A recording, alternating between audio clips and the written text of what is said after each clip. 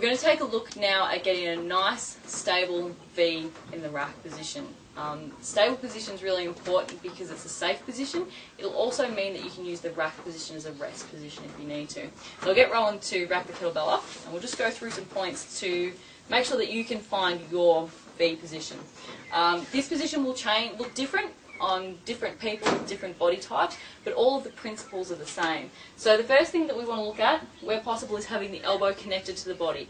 That will give you stability. You can rest your elbow on your body, that helps you be stable, which helps you be safe. The next thing that we'll look at is having the weight evenly dispersed on forearm and bicep. So you don't want the forearm taking on all the load, you want that weight to sit in there nice and evenly. Rowan turns around, you'll also see that his hand is reasonably close to the centre line of his body.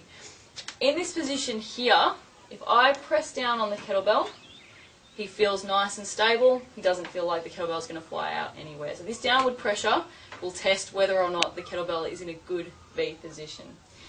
If he has the kettlebell too far out to the side and I put downward pressure on there, it will pull the kettlebell that way. So he's having to fight me to keep the kettlebell in, which is no good. It's unsafe. If his hand is turned right round, touching his body, quite a lot of people want to do that because they want to keep it close to their body because they feel safe here, and I put downward pressure on there, it's going to pull him forward, which is also no good. So those principles, again, really important for stability and safety. Weight is even between bicep and forearm, elbow is connected, and his hand is in a position that allows him to have a really nice, stable position. He can have a range of positions, so if he turns and faces that way, you can see that you can have the kettlebell here, and it's stable. He can have it out further, and it's still stable. So he can move his hand through a range of positions and still have stability.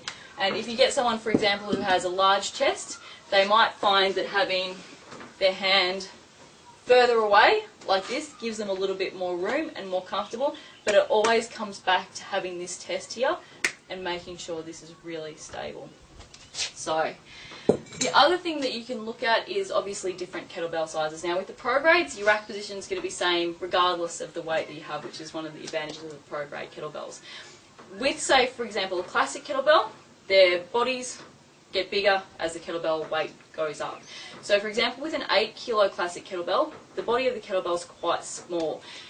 All of the principles will be the same still, you just have to apply them to the smaller kettlebell. So with an 8 kilo classic kettlebell, my rack is going to be somewhere around here, because this will allow me to have the weight evenly dispersed on bicep and forearm, and my elbow connected to my body, and then to be stable with that downward pressure.